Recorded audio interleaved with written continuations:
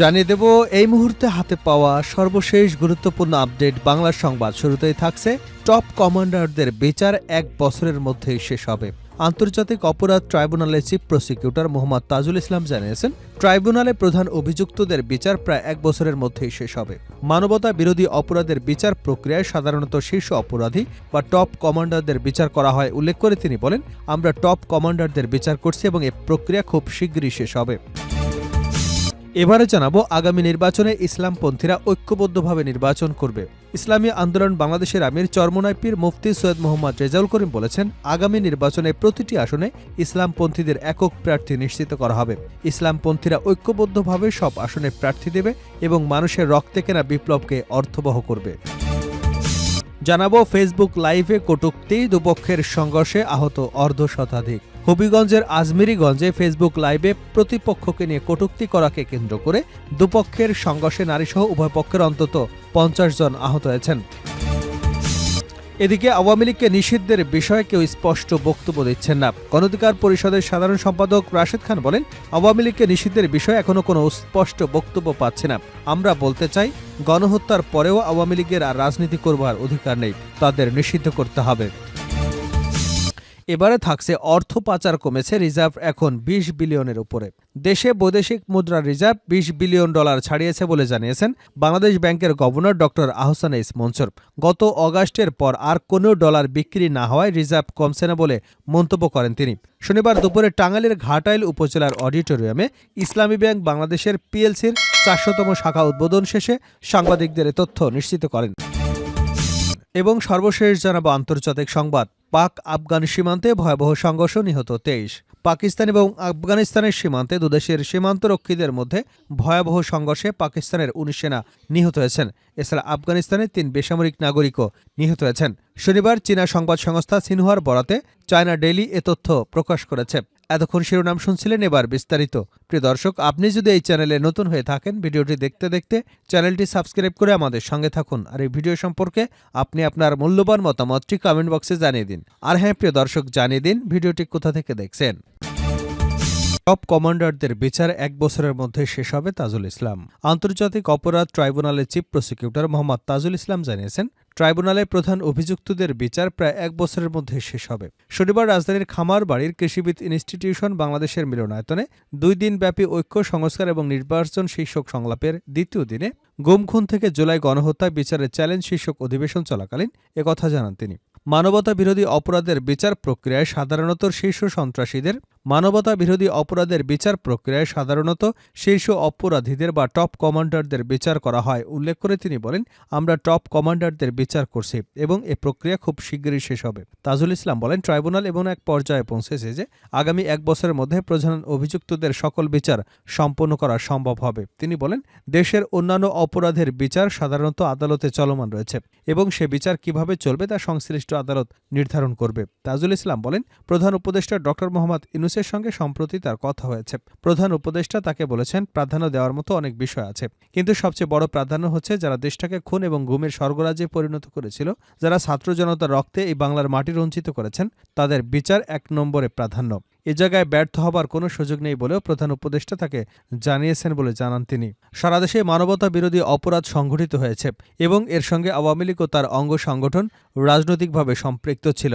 এর সঙ্গে সব আইনশৃঙ্খলা রক্ষাকারী বাহিনীর অধিকাংশ কর্মকর্তার সম্পৃক্ততা ছিল। দেশব্যাপী সবকিছুর বিচার করতে গেলে এই ট্রাইব্যুনালের পক্ষে তা সম্ভব নয় বলে জানান চিফ প্রসিকিউটর। আগামী নির্বাচনে ইসলামপন্থীরা ঐক্যবদ্ধভাবে নির্বাচন করবে, চরমোনাই পীর। ইসলামী আন্দোলন বাংলাদেশের আমির ও চরমোনাই পীর মুফতি সৈয়দ মোহাম্মদ রেজাউল করিম বলেছেন, আগামী নির্বাচনে প্রতিটি আসনে ইসলামপন্থীদের একক প্রার্থী নিশ্চিত করা হবে। ইসলামপন্থীরা ঐক্যবদ্ধভাবে সব আসনে প্রার্থী দেবে এবং মানুষের রক্তে কেনা বিপ্লবকে অর্থবহ করবে। সকালে পুরানা পল্টনের কেন্দ্রীয় কার্যালয়ে ইসলামী আন্দোলন বাংলাদেশের কেন্দ্রীয় মজলিসের আমেলার বার্ষিক পরিকল্পনা সভায় তিনি এসব কথা বলেন। চরমোনাই পীর সচিবালয়ে আগুনের ঘটনায় উদ্বেগ প্রকাশ করে বলেন, রাষ্ট্র পরিচালনার কেন্দ্র সচিবালয় যদি ষড়যন্ত্রের শিকার হয় এবং তা আগুনে পুড়ে যায়, তাহলে আমরা আর কোথায় নিশ্চিত থাকতে পারি। তিনি অবিলম্বে সচিবালয়ে আগুনের নেপথ্যে তথ্যের কুশীলবদের খুঁজে বের করবার আহ্বান জানান।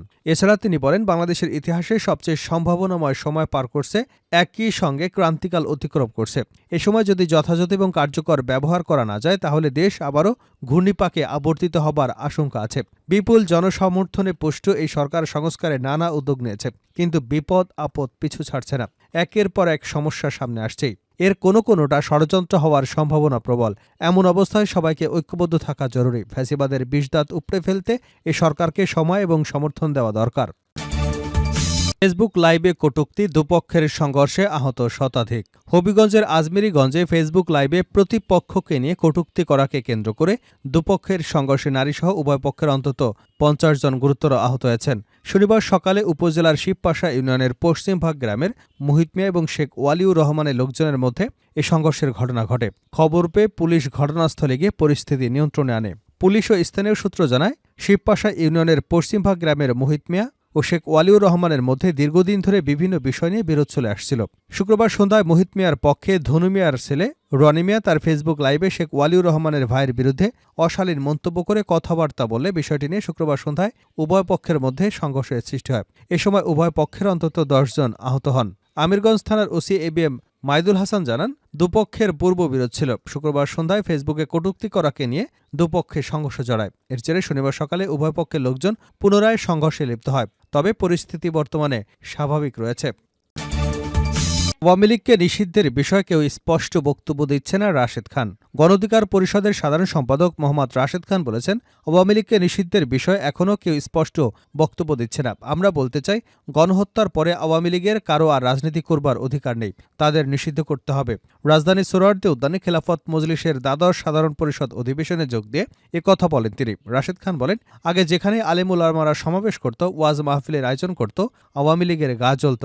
আমরা দেখেছি কিভাবে ছাত্রলীগ, যুবলীগ বাংলাদেশের মানুষের উপরে নির্যাতন চালিয়েছে। এই নেতা আরও বলেন, জাতীয় ঐক্যের জন্য আমরা একত্রিত হয়েছি। গণঅভ্যুত্থানে আমরা দেখেছি, যখন বিশ্ববিদ্যালয় ছাত্রদের আন্দোলন প্রায় বন্ধ হয়ে গিয়েছিল, তখন মাদ্রাসার ছাত্ররা যাত্রাবাড়িতে প্রতিরোধ গড়ে তুলেছিল। শেষ করছে আন্তর্জাতিক সংবাদ দিয়ে। পাক আফগান সীমান্তে ভয়াবহ সংঘর্ষ, নিহত ২৩। পাকিস্তান এবং আফগানিস্তানের সীমান্তে দুদেশের সীমান্তবর্তীদের মধ্যে ভয়াবহ সংঘর্ষে পাকিস্তানের ১৯ সেনা নিহত হয়েছেন। এছাড়া আফগানিস্তানের ৩ বেসামরিক নাগরিকও নিহত হয়েছেন। শনিবার চীন সংবাদ সংস্থা সিনহুয়ার বরাতে চায়না ডেইলি এ তথ্য প্রকাশ করেছে।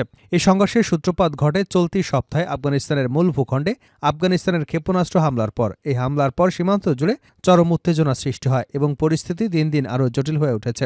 আফগান প্রতিরক্ষা মন্ত্রণালয়ের একটি সূত্র জানায়, আফগানিস্তানের খোস্ত এবং পাকতিয়া প্রদেশে পাকিস্তানি সীমান্তবর্তী এলাকায় ভয়াবহ সংঘর্ষ চলছে। এদিকে আফগানিস্তান পাকিস্তানের কয়েকটি গুরুত্বপূর্ণ পয়েন্ট লক্ষ্য করে হামলা চালিয়েছে। আফগান প্রতিরক্ষা মন্ত্রণালয় শনিবার এক বিবৃতিতে এ তথ্য নিশ্চিত করেছে। এটি পাকিস্তানের হামলার পরিপ্রেক্ষিতে প্রতিশোধমূলক প্রতিক্রিয়া হিসেবে চালানো হয়। আফগান মন্ত্রণালয়ের দাবি, হামলাগুলো অনুমানমূলক রেখার বাইরে করা হয়েছে। তবে পাকিস্তানের হামলার বিষয়টি সরাসরি উল্লেখ করা হয়নি। এছাড়া আফগান সীমান্ত বাহিনী খোস্ত প্রদেশে আলিশির জেলায় পাকিস্তানি সামরিক চৌকিতে আগুন ধরিয়ে দেয় এবং পাকতিয়া প্রদেশের ডান্ডো-ই-পাতান জেলায় ২টি পাকিস্তানি পোস্ট দখল করে। তবে এই সংঘর্ষের ফলে পাকিস্তান এবং আফগানিস্তান উভয়ের মধ্যে অস্থিতিশীলতা আরও বেড়ে যায়। প্রসঙ্গত, ডুরান্ডো লাইন, যেটি আফগানিস্তান এবং পাকিস্তানের মধ্যে একটি ঐতিহাসিক সীমান্ত, সেটি আফগানিস্তানিদের জন্য স্পর্শকাতর বিষয়। ১৯৪৭ সালে পাকিস্তান প্রতিষ্ঠার পর থেকে আফগান সরকার কখনই এই সীমান্তকে আনুষ্ঠানিকভাবে স্বীকৃতি দেয়নি, যদিও আন্তর্জাতিকভাবে এটি দুই দেশের সীমানা হিসেবে গণ্য করা হয়। আফগানিস্তান এবং পাকিস্তান উভয় এই সীমান্ত নিয়ে বিতর্কে জড়িত এবং আফগানিস্তানের পূর্ব দক্ষিণ অঞ্চলে বাস করা পাশতুন জনগণের জন্য এটি গুরুত্বপূর্ণ বিষয় হয়ে দাঁড়িয়েছে। এই সংঘর্ষের মধ্যে আফগানিস্তানের মর্টার শেলের আঘাতে ৩ বেসামরিক নাগরিক নিহত হয়েছেন। আফগান প্রতিরক্ষা মন্ত্রণালয় জানিয়েছে, পাকিস্তানি সেনাদের ছোড়া মর্টার শেলের আঘাতে এই হতাহতের ঘটনা ঘটেছে। এর আগে পাকিস্তান সেনাবাহিনী ২৪শে ডিসেম্বর রাতে আফগানিস্তানের পাকতিয়া প্রদেশের বারমাল জেলায় হামলা চালায়। সেখানে অন্তত ৪৬ জন নিহত হয়েছেন এবং বেশিরভাগই নারী ও শিশু। এই হামলার পর তালেবান সরকার পাকিস্তানের বিরুদ্ধে তীব্র নিন্দা জানিয়ে হামলাকে বর্বর এবং স্পষ্ট আগ্রাসন হিসেবে অভিহিত করেছে। এই পরিস্থিতি নিয়ে পাকিস্তানের প্রধানমন্ত্রী শাহবাজ শরীফ শুক্রবার বলেন, আমরা আফগানিস্তানের সঙ্গে ভালো সম্পর্ক চাই, তবে আমাদের নিরপরাধ নাগরিকদের হত্যা করা থেকে টিটিপিকে থামাতে হবে। এটি আমাদের রেড লাইন। এই সংঘর্ষের ফলে দুদেশের মধ্যে আরও বড় উত্তেজনার সৃষ্টি হতে পারে এবং আন্তর্জাতিক মহলে এর প্রভাব ছড়িয়ে পড়বে।